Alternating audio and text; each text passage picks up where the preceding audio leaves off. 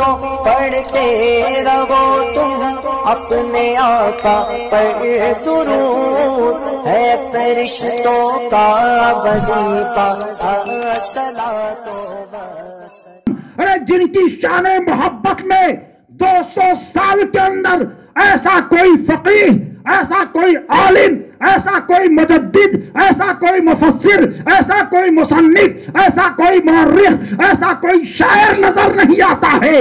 200 سال کے اندر ان کے ہم پلہ کوئی امام نظر نہیں آتا ہے جس کو امام اہل سنت کہا جاتا ہے، اعلیٰ حضرت کہا جاتا ہے، سنیت کی شان کہا جاتا ہے، صاحب کنز ایمان کہا جاتا ہے، حق کا ترجمان کہا جاتا ہے۔ وہ بولے تو برجستہ یہ کہیں، واہ کیا مرتبہ، اے غوث ہے بالا تیرا، اونچے اونچوں کے سروں سے قدم اعلیٰ تیرا۔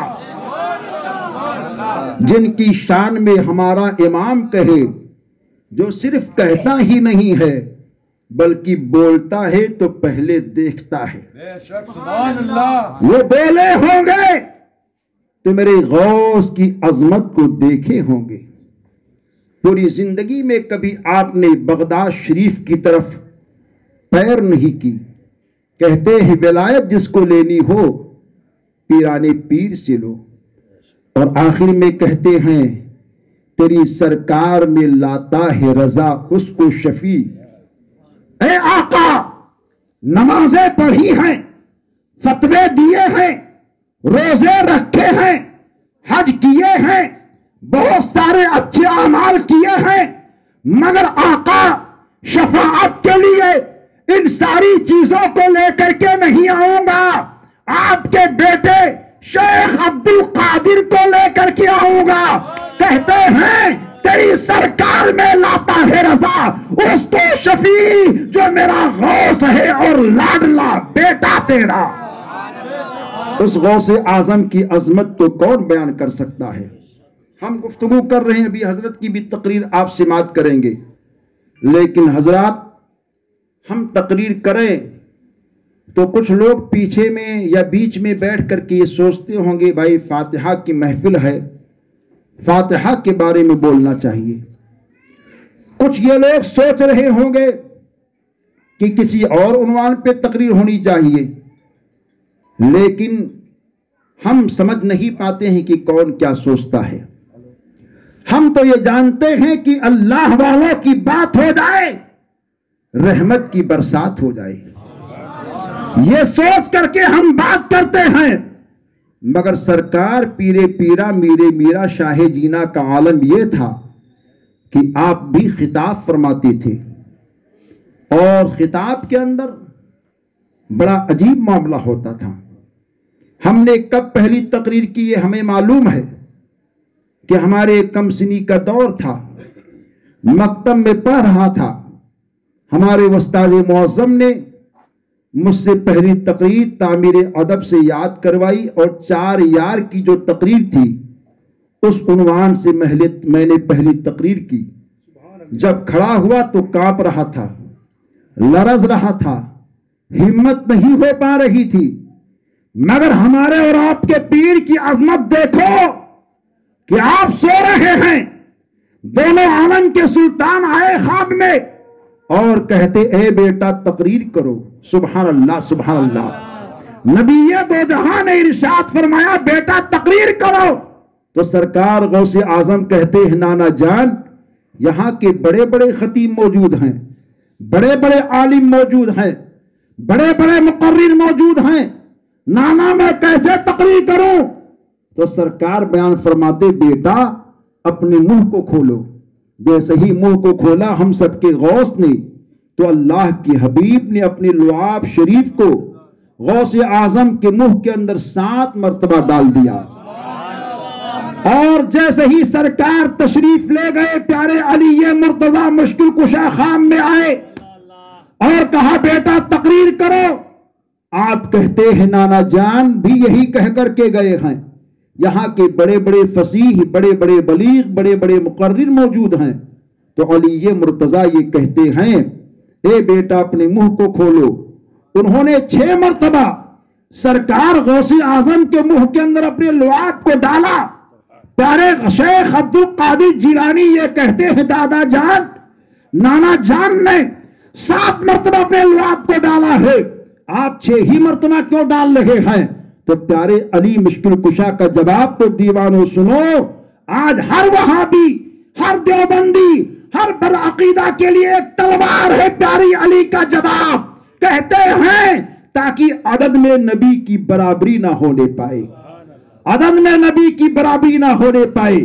یہ احترام ہے، یہ کیسے لوگ ہیں جو کہتے ہیں نبی ہماری طرح ہیں، نبی کا چلنا دیکھ کر نبی کو اپنی طرح کہنے والوں، نبی پاک کا کھانا دیکھ کر نبی کو اپنی طرح کہنے والوں، نبی پاک کا پینا دیکھ کر نبی کو اپنی طرح کہنے والوں، نبی پاک کے دستے مقدس کو دیکھ کر نبی پاک کو اپنی طرح کہنے والوں، کبھی نبی پاک کے انگلی کے اشارے سے چاند کے 2 حصے ہوتا ہوا بھی دیکھ لیتے، ڈوبے ہوئے سورج کو پلٹتا ہوا بھی دیکھ لیتے، نبی پاک کے جسم پاک سے نکلے ہوئے پسینے کی خوشبو کو معلوم کر لیتے، لیکن ان کو نہیں دیکھتے ہیں تو ہم زیادہ دور نہیں جاتے ہیں، ہم یہ کہتے ہیں تم زمین پر چلتے پھرتے ایک محدث کبیر کا جواب لے آؤ، قائد ملت کا جواب لے آؤ، اور دیگر شہزادگان اعلیٰ حضرت کا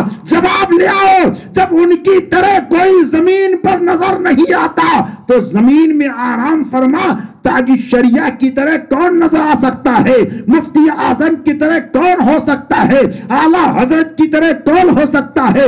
شاہ برکت اللہ کی طرح کون ہو سکتا ہے؟ مخدوم سمنا کی طرح کون ہو سکتا ہے؟ جب ان کی طرح کوئی نہیں ہو سکتا تو عطائے رسول، چمن فاطمہ کے مہکتے پھول، خواجہ خواجگاہ شاہ ہندوستان کی طرح کون ہو سکتا ہے؟ جب میرے اور آپ کے غریب نواز کی طرح کوئی نہیں ہو سکتا تو پیران پیر، غوث اعظم دستگیر جو ولیوں کے سردار ہیں، نبی پاک کی امت کے تاجدار ہیں، ان کی طرح کون ہو سکتا ہے؟ جب ان کی طرح کوئی نہیں ہو سکتا تو پیکرے صبر و رضا، امام الشہداء، علی و فاطمہ کے نور عین، تمامی عاشقوں کے دلوں کے چین حضرت سیدنا امام حسین کی طرح کون ہو سکتا ہے؟ جب امام حسین کی طرح کوئی نہیں ہو سکتا تو علی مرتضیٰ کی طرح کون ہو سکتا ہے؟ عثمان ذوالنورین کی طرح کون ہو سکتا ہے؟ عمر فاروق کی طرح کون ہو سکتا ہے؟ پیارے ابو بکر کی طرح کون ہو سکتا ہے؟ اور جب کوئی صحابی کی طرح نہیں ہو سکتا تو تمام نبیوں کی طرح کون ہو سکتا ہے؟ جب نبیوں کی طرح کوئی نہیں ہو سکتا ہے تو جن کے صدقے میں نبیوں کو نبوت ملی ہے، رسولوں کو رسالت ملی ہے، صدیقوں کو صداقت ملی ہے، زمین کا فرش بچھا ہے، آسمان کا شامیانہ تنا ہے، چاند کو چاندنی ملی ہے، سورج کو روشنی ملی ہے۔ ارے میرے امام تو کہتے ہیں، اے میرے آقا آپ کی شان تو یہ ہے، زمین و زمان تمہارے لیے، مکین و مکان تمہارے لیے، چنین و چنا تمہارے لیے، اور آگے کہتے ہیں بنے 2 جہاں تمہارے لیے۔ تو اس نبی کی طرح کون ہو سکتا ہے جن کے صدقے میں اللہ نے سارے زمین کو بنایا، سارے آسمان بلکہ ساری مخلوقات کی تخلیق فرمائی۔ سرکار غوث اعظم تقریر کے لیے کھڑے ہو گئے اور تقریر کر رہے ہیں خوف خدا کے عنوان پر۔ ایک سننے والے نے سوچا کاش حضور غوث اعظم نبی پاک کا معراج شریف بیان کرتے تو بڑا اچھا ہوتا۔ دل میں اس نے سوچا تھا۔ سرکار غوث اعظم نے موضوع کو پورا کیا، نبی پاک کی معراج شریف کا واقعہ شروع فرما دیا اور کہتے جا رہے ہیں لوگوں، میرے نانا کی شان یہ ہے کہ میرے نانا جان اس زمین سے آسمان پر گئے، عرش پر گئے، لامکاں پر گئے، جنت کی سیر فرمائی، اللہ کا دیدار بھی فرمایا، اور زمین پر واپس بھی تشریف لے آئے، اور وقت اتنا لگا کہ زنجیر ہلتی رہی، بستر بھی رہا گرم، ایک ہی پل میں آئے اور گئے محمد صلی اللہ علیہ وسلم۔ سرکار غوث اعظم یہ واقعہ پیش فرما رہے ہیں، راستے سے گزرنے والا ایک یہودی ہے، اس نے کہا یہ کیسے ہو سکتا ہے کہ ایک انسان زمین سے آسمان پر چلا جائے، عرش پر چلا جائے، لامکاں پر چلا جائے، اللہ کا دیدار کر لے، جنت کی سیر کر لے، اور زمین پر واپس آ جائے اور وقت اتنا لگے کہ زنجیر ہل رہی ہو، بستر بھی ہو گرم، یہ ماننے کی قابل نہیں ہے۔ مسلمان بڑی لایانی باتیں کرتے ہیں۔ چلتے چلتے اس نے راستے سے زندہ مچھلی خریدی اور اپنے گھر پہنچا، اپنی بیگم سے کہا اے بیگم دیکھ میں زندہ مچھلی لے کر کے آیا ہوں، اس کو تو تیار کر۔ عورت نے کہا ابھی میں چرخہ چلا رہی سوت کو کاٹ رہی ہوں، کام پوری کرنے کے بعد میں مچھلی کو تیار کرتی ہوں۔ اس نے کہا ٹھیک ہے، جب تک تم مچھلی بناتی ہو میں دریائے دجلہ کے اندر پہنچ کر کے ڈبکی لگا کر کے آتا ہوں۔ گیا دریائے دجلہ کے کنارے کپڑے رکھے اور دریا کے اندر جیسے ہی ڈبکی لگائی، سر کو باہر کیا تو کیا دیکھتا اس کی حالت بدل چکی ہے۔ پہلے وہ مرد تھا، اب عورت کے روپ میں آ گیا۔ اس نے کیا دیکھا کہ ایک گھوڑ سوار دوڑے دوڑے آ رہا ہے۔ گھوڑ سوار نے دریا کے اندر ایک لڑکی کو نہاتے ہوئے دیکھا۔ اس نے کہا اے لڑکی دریا سے باہر نکل۔ لڑکی بولتی ہے میرے پاس کوئی کپڑا نہیں ہے، پہلے چادر کو پھینکو تاکہ میں جسم کو چھپاؤں۔ اس نے چادر پھینکی، اس نے جسم کو چھپایا، وہ دریا سے باہر نکلی۔ اس نے اس کو گھوڑے پر بٹھایا، لے گیا محل کے اندر رکھا، شادی کی، اس سے بچے پیدا ہوئے۔ پھر کچھ دنوں کے بعد میں اس عورت کو پھر خیال آیا دریا کا۔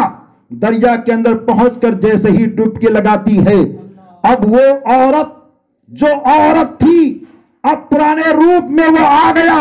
اب وہی مرد ہے، وہی گھاٹ ہے، وہی پاٹ ہے، وہی دریا ہے۔ اس کو اپنے گھر کی یاد آئی، دوڑے دوڑے اپنے گھر کے اندر پہنچا۔ کیا دیکھا اس کی بیوی چرخہ چلا رہی ہے، سوت کو کاٹ رہی ہے، نظروں کے سامنے زندہ مچھلی تڑپ رہی ہے۔ اس نے کہا بیگم اب تک تم نے مچھلی تیار نہیں کی۔ اس نے کہا لگتا ہے آپ آدھے راستے سے لوٹ کر کے آ رہے ہیں۔ کہا نہیں، میں مرد سے عورت بن چکا ہوں، محل میں رہ چکا ہوں، شادی کر چکا ہوں، بچے دے چکا ہوں۔ عورت بولتی ہے آپ پاگل تو نہیں ہو گئے، آپ مجنون تو نہیں ہو گئے، آپ دیوانہ تو نہیں ہو گئے۔ کہا نہیں، چلو غوث اعظم کے پاس چلو۔ جب غوث اعظم کی بارگاہ میں گیا تو کیا دیکھا، میرے اور آپ کے غوث اعظم لوگوں کے اندر نبی پاک کے معراج شریف کو بیان کر رہے ہیں۔ اس نے جیسے ہی دیکھا تو نبی پاک کے پیارے آل شیخ عبد القادر جیلانی غوث اعظم سبحانی کے سامنے جب پہنچا تو غوث اعظم ارشاد فرماتے ہیں اگر کسی کو میرے نانا کے معراج کے بارے میں ذرہ برابر شک و شبہ ہو تو آج اس یہودی سے پوچھ لے۔ اس کا کہنا ہوتا ہے، یہودی برجستہ یہ کہتا ہے حضور معراج کا واقعہ بعد میں سمجھائیے گا، ہم نے مان لیا ہے جب بغداد کے غوث پاک کا یہ عالم ہے تو مدینے کے رسول پاک کا عالم کیا ہوگا جب ان کے گدا بھر دیتے ہیں شاہان زمانہ کی جھولی۔ خدام کا جب یہ عالم ہے مختار کا عالم کیا ہوگا؟ نعرہ تکبیر، نعرہ رسالت، یا رسول اللہ۔